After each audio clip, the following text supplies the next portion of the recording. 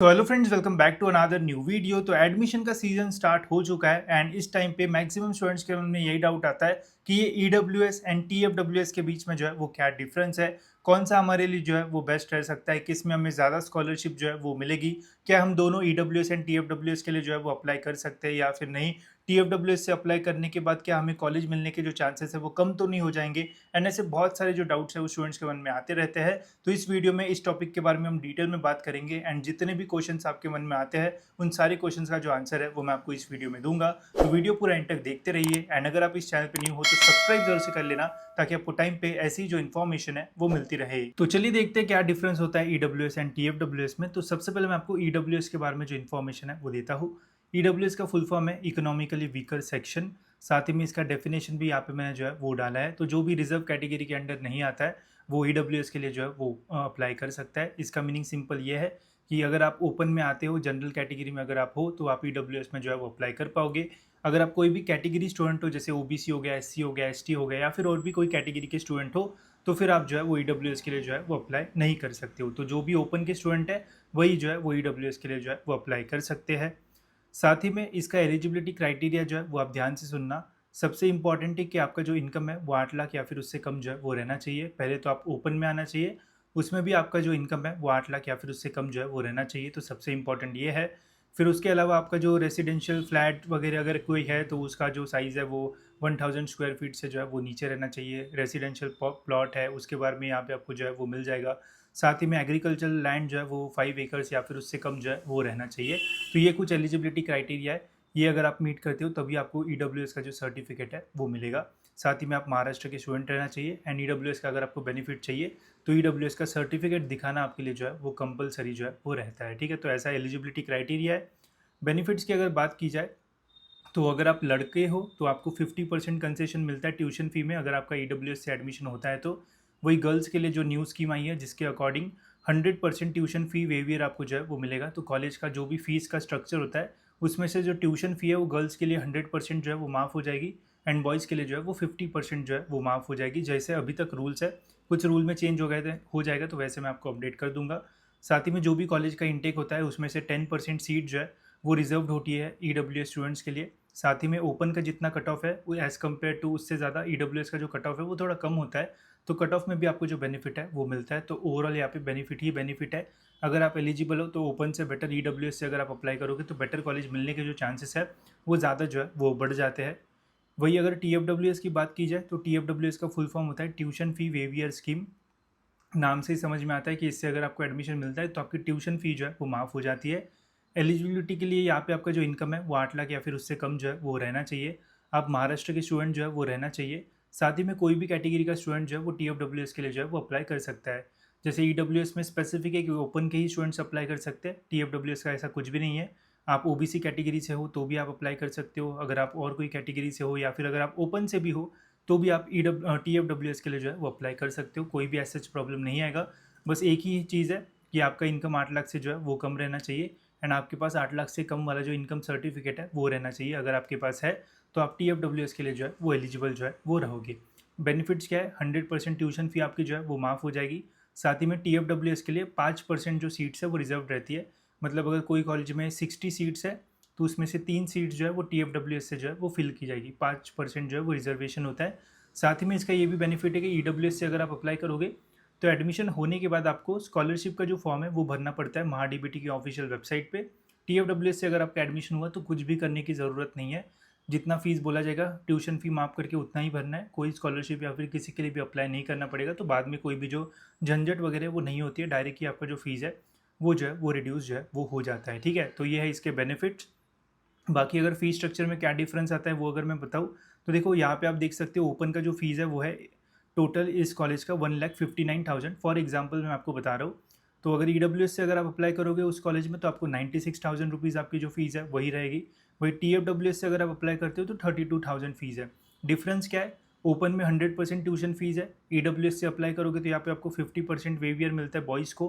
तो यहाँ पे 50% ट्यूशन फीस जो है वो कम हो चुकी है। गर्ल्स अगर रहेंगे तो यहाँ पे 100% फीस जो है वो ट्यूशन फ़ी की कम हो जाएगी। वही टीएफडब्ल्यूएस में बॉयज़ एंड गर्ल्स दोनों के लिए जो है वो 100% ट्यूशन फीस जो है वो माफ़ हो जाती है। तो ऐसा आपके फ़ीस स्ट्रक्चर में जो है वो डिफरेंस आएगा।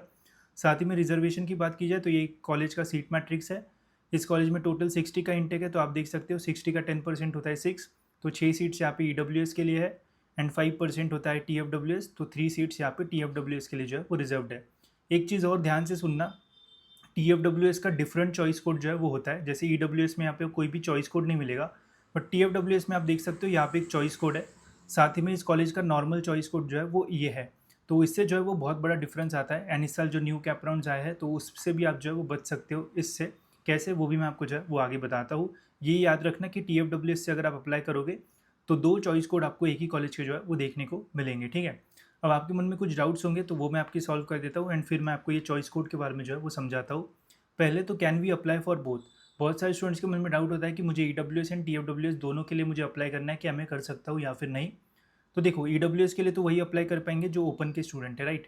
तो अगर आप ओपन के स्टूडेंट हो तो आप EWS के लिए जो है वो अप्लाई कर सकते हो। साथ ही में अगर आपकी इच्छा है तो आप TFWS के लिए भी जो है वो अप्लाई कर सकते हो, कोई भी प्रॉब्लम नहीं है। आप दोनों के लिए एक साथ ही जो है वो अप्लाई कर सकते हो। जैसे जिससे भी आपको कॉलेज मिलेगा, TFWS से भी मिल सकता है, फिर EWS से भी आपको जो है वो मिल सकता है, दोनों से आप जो है वो अप्लाई कर सकते हो। बट जो कैटेगरी स्टूडेंट है, सपोज अगर आपका कैटेगरी OBC है तो वैसे भी आप EWS के लिए तो एलिजिबल हो नहीं, तो आप बस TFWS के लिए जो है वो अप्लाई कर सकते हो। तो इस कंडीशन में आपको TFWS से भी एडमिशन मिल सकता है या फिर OBC से भी आपको जो एडमिशन है वो मिल सकता है, ठीक है। तो ये समझ में आ गया कि ओपन वाले स्टूडेंट जो है वो EWS से जो है वो अप्लाई कर सकते हैं, साथ ही में TFWS से भी कर सकते हैं अगर अप्लाई करना है तो उस कंडीशन में उनको EWS या फिर TFWS से जो एडमिशन है वो मिलेगा। वही अगर आप कैटेगरी स्टूडेंट हो तो आप बस TFWS के लिए जो है वो अप्लाई कर पाओगे। उस कंडीशन में आपको एक तो OBC से एडमिशन मिलेगा या फिर आपको TFWS से जो एडमिशन है वो मिलता है, ठीक है। साथ ही में if applied for TFWS chances will decrease. काफ़ी सारे स्टूडेंट्स के मन में डाउट आता है कि अगर हम TFWS से अप्लाई करते हैं तो क्या हमारा अच्छा कॉलेज मिलने के जो चांसेस है वो कम हो जाएंगे। अब ऐसा मैं इसलिए बोल रहा हूँ बिकॉज अगर आप देखोगे कट ऑफ्स, तो कोई भी कॉलेज का कट ऑफ देखोगे तो TFWS का कट ऑफ जो है वो सबसे ज़्यादा जो है वो होता है। तो स्टूडेंट्स को लगता है कि यार TFWS से अगर मैं अप्लाई करूँगा तो हो सकता है वो कॉलेज मुझे ना मिले, बिकॉज कट ऑफ जो है वो ज़्यादा रहता है एज़ कम्पेयर टू बाकी कैटेगरी या फिर ओपन का कट ऑफ। तो इसका बिल्कुल भी टेंशन नहीं है, ऐसा बिल्कुल भी नहीं होता है। सपोज करते कोई एक अच्छा कॉलेज है, एक एक्स नाम का कॉलेज है जो कि बहुत अच्छा है, ठीक है, एंड यहाँ पे अपने TFWS से भी अप्लाई किया, नॉर्मली भी अप्लाई किया है। तो इस कॉलेज का आप एक जब कैप राउंड का आप फॉर्म भरोगे तो वहाँ पे जब हमें कॉलेज के नाम डालने को मिलता है तो वहाँ पे आप एक ही कॉलेज का नाम जो है वो 2 बार डाल सकते हो। एक रहेगा आपका TFWS वाला ऑप्शन एंड एक रहेगा आपका नॉर्मल वाला ऑप्शन। अगर आपको TFWS वाला ऑप्शन नहीं मिलता है तो आपको नॉर्मल वाला ऑप्शन भी जो है वो मिल सकता है। तो इससे आपके बिल्कुल भी जो चांसेस है वो डिक्रीज जो है वो नहीं होंगे कि TFWS से अगर आप अप्लाई करते हो तो हमारे चांसेस कम होंगे बिकॉज कट ऑफ ज़्यादा होता है, तो ऐसा बिल्कुल भी नहीं है। आप उस कॉलेज के लिए TFWS के लिए भी जो है वो अलग से अप्लाई कर सकते हो एंड नॉर्मली भी आप उस कॉलेज में जो है वो अलग से अप्लाई कर सकते हो। इसलिए मैंने यहाँ पे आपको दिखाया था कि TFWS का जो चॉइस कोड है वो अलग है, तो ये चॉइस कोड से भी आप उस कॉलेज के लिए अप्लाई कर पाओगे एंड ये वाला भी, ठीक है। तो जब आप कैप राउंड का फॉर्म भरोगे तो VGTI का जब यहाँ पे नाम आएगा तो VGTI के आगे आपको ये वाला चॉइस कोड दिखेगा, तो समझ लेना ये VGTI TFWS वाला है। एंड वही आपको VGTI नॉर्मल भी मिलेगा जिसके आगे ये वाला चॉइस कोड रहेगा, तो समझना ये VGTI जो है वो नॉर्मल वाला है, ठीक है। तो आप दोनों के लिए अप्लाई कर सकते हो। तो TFWS का कट ऑफ ज़्यादा है बट अप्लाई करोगे तो ये देखा जाएगा। अगर यहाँ पे नहीं मिलता है तो फिर जो नॉर्मल जितना कट ऑफ रहता है वो भी उससे भी आप जो है वो अप्लाई कर सकते हो। तो इससे आपको बेनिफिट ही होगा, कहीं पे भी आपको नुकसान जो है वो नहीं होने वाला है।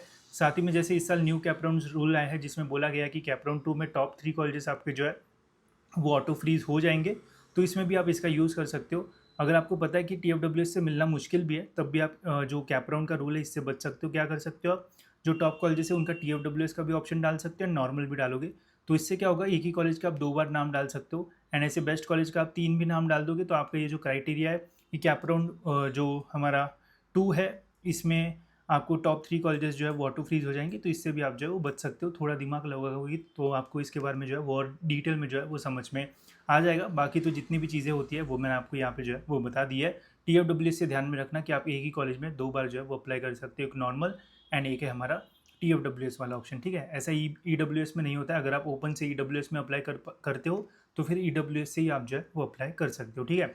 बाकी अगर कंपेयर करने की बात है कि दोनों में से कौन सा आपके लिए जो है वो बेस्ट रहेगा, तो दोनों भी जो है वो अच्छे हैं। गर्ल्स के लिए तो ऐसा कोई भी डिफरेंस नहीं बोलूँगा, मैं तो बोलूँगा कि गर्ल्स को TFWS के लिए अप्लाई भी नहीं करना चाहिए, कोई भी अलग से फ़ायदा नहीं है, नुकसान ही हो, नुकसान मतलब वही कि कट ऑफ ज़्यादा होगा, नुकसान तो ऐसा कुछ नहीं है बट वही कि इतना ज़्यादा फ़ायदा नहीं है। बिकॉज EWS में भी आपको सेम ही बेनिफिट मिलेंगे। अगर आप लड़की हो तो वैसे भी आपको 100% ट्यूशन फीस जो है वो माफ़ हो रही है, सेम आपका TFWS में भी जो है वो होगा।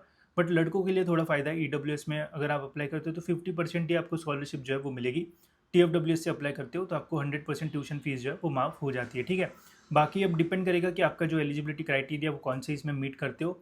अगर आप दोनों में मीट करते हो तो मैं बोलूँगा दोनों में अप्लाई करो। अगर आप कैटेगरी स्टूडेंट हो तो TFWS से आप अप्लाई कर सकते हो। अगर आपको अच्छा परसेंटाइल है तो कैप राउंड में इसके आपका बेनिफिट मिल सकता है, वो ऑटो फ्रीज एंड उसमें, तो उससे आप बेटर कैप राउंड 2 एंड 3 में भी जो है वो जाने के आपके जो चांसेस है वो बढ़ सकता है।